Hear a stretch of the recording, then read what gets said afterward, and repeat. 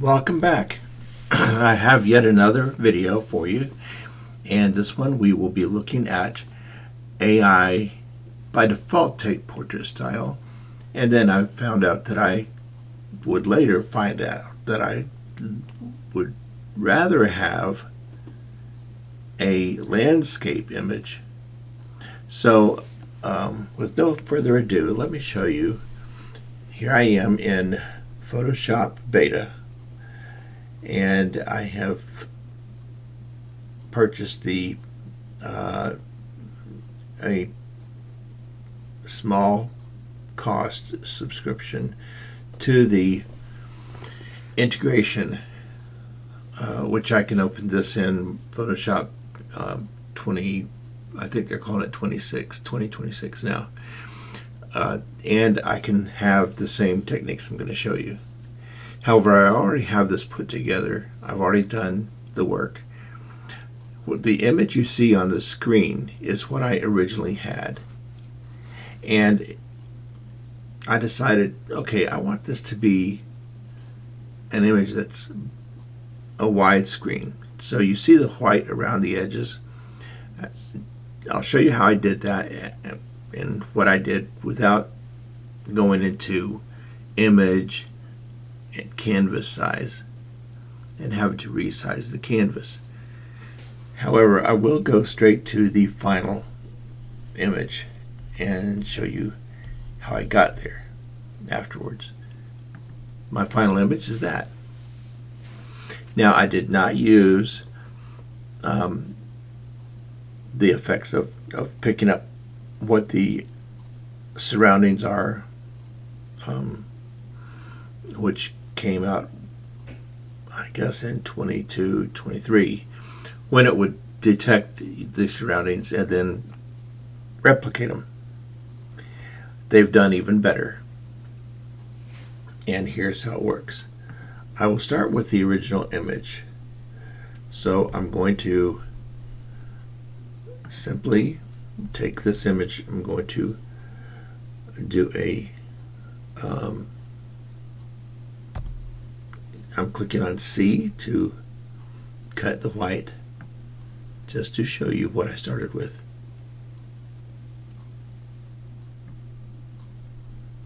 It didn't have a white edge, so I want to bring it in a little bit.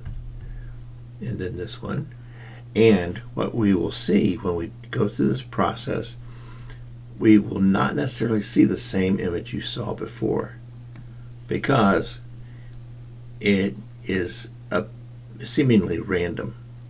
So since I did not get her full body in the picture, I decided to pull this down using the hitting C for crop. So I double click it, and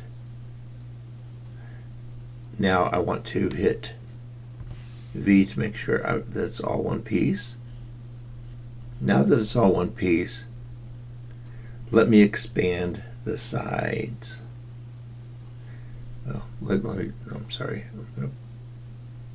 I might as well do it all the way I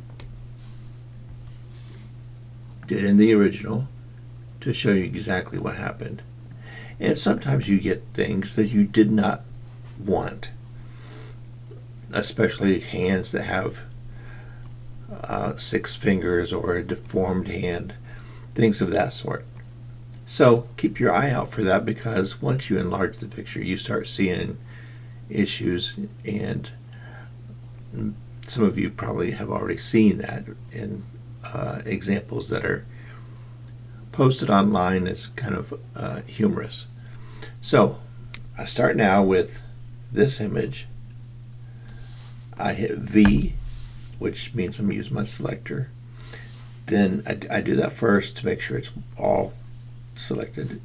Hit C, and then, as I said before, let's just go ahead and do this first. I'm suspecting, based on my memory of the shoot, that it's about there. Up here you will see, and I will zoom in a little bit for you, it says transparent default, generate expand. So it's going to generate an expansion from where there's the white space. And we zoomed out. Take a look at what will come out. We get 3 results.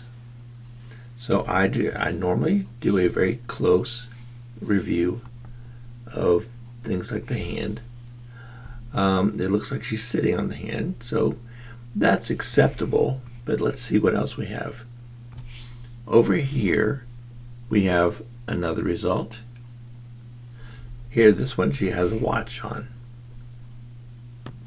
And her hand is out. It looks fine because we don't see fingers. And then we have the last one. I normally go with the first or second. I don't really know why they come in that order, but often my third one will be the one I don't like. But also, that's a personal preference. Now, let's go ahead with the next part. We have to do a Alt.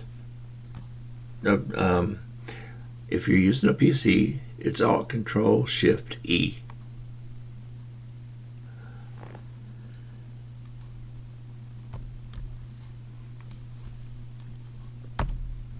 There. Now, this is one piece. I hit V. It shows it's one piece.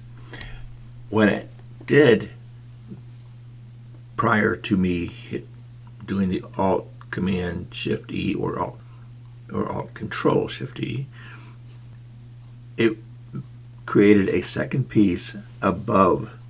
And what I did by Alt Command Shift E or Alt Control Shift E was it makes it one item. So now that it's one, I hit C again, and the general rule in photography is to make especially in portraiture, do not make them centered.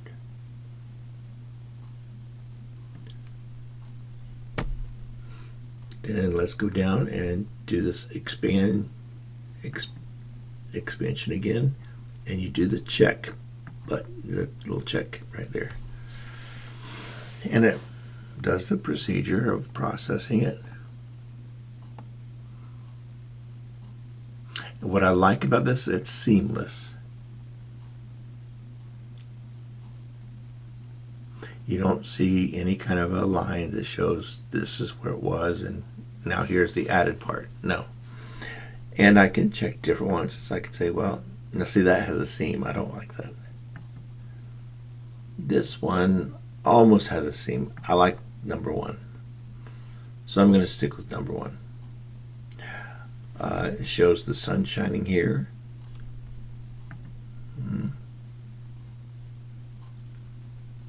We consider 3. Okay, I'll keep the third one. Alt Control Shift E or Alt Command Shift E, depending, again, if you're on a PC or a Mac. And now that I know it's 1, I hit C, and I'm going to drag it out, and here I've got my thirds. I would like her to be right there, so that the thirds would be right on her face, because this seems extremely wide. We have a way of fixing that to make the photo in the right proportions and not making her a miniature.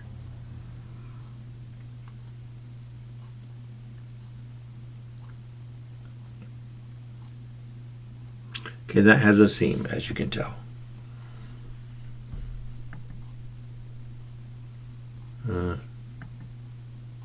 There. That's less of a seam and it's more of a tree. And no real seam right here.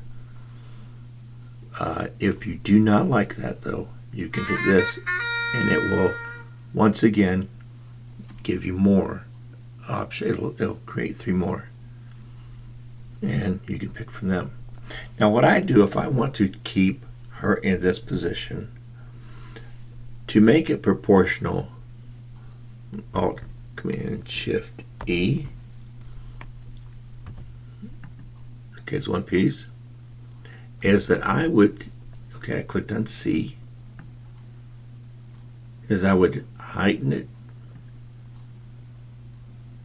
so that it's more proportional in the sense of being a wide image. I don't want a square image. I want it to be rectangular and horizontal.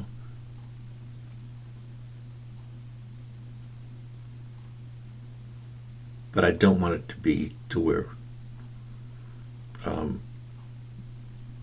it looks like it's a camera wouldn't take a picture like that. Now, I personally like it just like that. We can look at others. These look like possible vehicles, which truthfully this was actually the Tennessee River was in front of her. And you see the blue, that's the boats, and this is one of the bridges in Chattanooga. There, we have a pretty good photo there now. That is how we do it. Alt Command Shift E, and then we have our completed photo. What was the original? What did it look like? We have this one, and then we have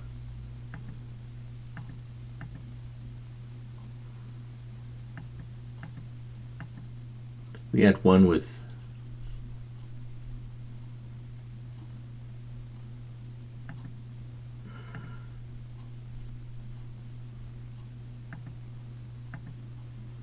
some purple flowers in it.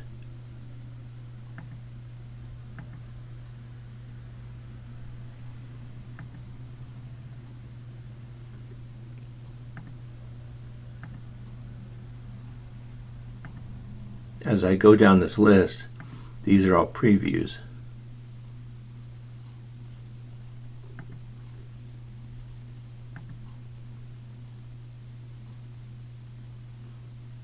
So I like what I have. Now let me go on to another one. Similar case, except for I decided to do more than just expand it. I wanted to expand it, but I also decided I really didn't like the background. It is now October. No, it's November. And I can look out the window of my house and I can see the colored leaves for the fall season, still in November, believe it or not. So I wanted to not only expand it, but also to change it to a fall look. And so that's what I have right there. I didn't expand it far enough though, as you can tell. I wanted to be more of a wide picture. So I did cut that down, and I'm going to double click to crop it. C again to expand this out about that far. One thing I do not like is that her hands don't show. I am merely fixing mistakes that I made as the photographer, which is not something to be proud of, but at least I have a way to fix them. And if you want to make major changes in photos, you can go as far as to distort their faces. If you're trying to make fun of someone, like as you have probably seen on YouTube, when it comes to politicians, they make faces of each other that look exorbitantly strange and unrealistic. But that's their goal, usually. So that's not enough leaves. I'd say that's better. No, that's the better one. Okay, so that's the one I'll keep. Again, see over here, in the layers to the side. This is the generated extras. This is the one that was before it. Generated extra to the over here. This area extra is on top of it. If I want these two to be one, I have to hit Alt Command Shift E or Alt Control Shift E. As you can see, layer 5 is one image now. So let me zoom back out. And now I have another issue, like I said about the hand. I really want the hand to show. But is it that important? That's the next question you have to ask yourself. Well, it's a little bit tall for what my goal was, so I'm going to go with hitting the letter C on your keyboard and just bringing it up and saying, okay, all I wanted was that anyway. And lastly, the leaves are a little bit too clear. I want them to be more of a blurred, bokeh background. So, in order to get that, what I have to do is I have to go back up to the top and go to Filter and Camera Raw Filter.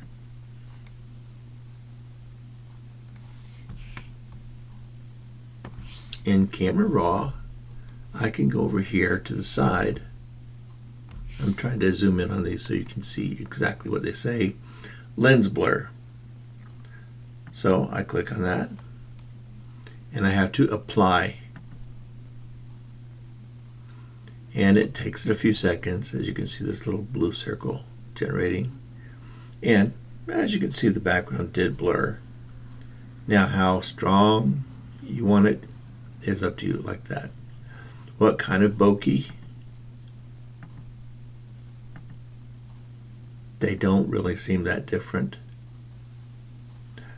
So I'll go with this one because it shows a background and an individual.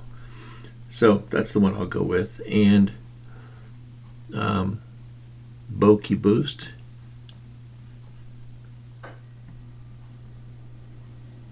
That looks okay. Okay, now they're both out of focus. Notice that the tree and the individual are still in focus, which is fine with me.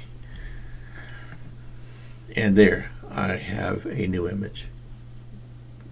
Prior to doing that, I had that. Now I could have strengthened the blur, but I don't want to be unrealistic.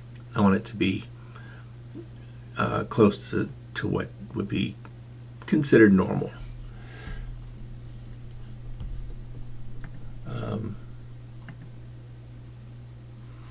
Now, another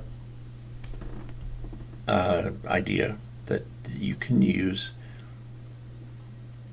in editing your photos, or editing photos of any type, is if you have your objective is to have certain individuals or just one individual in your group of pictures, you can eliminate everybody you want by putting an X through their face. So instead of selecting your subject, as it says down here, select subject, I want to select everything, because the red cross would not be within the selection totally. So I want to do Control A or Command A. That selects everything. See the little moving line that identifies as selected. Once either your subject is selected or your complete image is selected, it changes to generate fill. Okay. Remove all that have a red X on their face. And this is giving me the options. I can use Gemini 2.5, Flux, which is in your toolbar, Firefly 1 and 3 is the new one. Okay, I thought it was just 1 and 2. Okay, I use Gemini because it has done the best for me. That does not mean that it is the best. It's just it's worked the best for me. So now that everything's selected, I can hit B.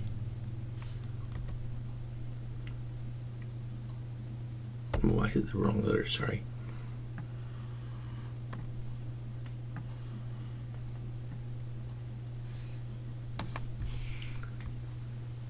I should have done that before I put in the command. However, I go ahead now. If I put in the prompt correctly, you will see the results momentarily. And she's gone. Notice that this student's body was filled. The other student was in front of it. So I'm going to go show you what it was before. See, she's covering her. And then edit redo. In there. Now I have 4 people. If I, for some reason, wanted to remove one, or I was requested by a client to remove one, I could remove 3 and just have 1. I could have just this one or this one, and that would work as well. I hope that you found the 2 different types of techniques useful, and I am working on a number of others to bring to you very soon. Please stay tuned and like this, please, and let me know if there is something specific you're seeking for AI to do. Also, I would appreciate it if you would subscribe. Thank you and have a very good day or evening, whichever it is.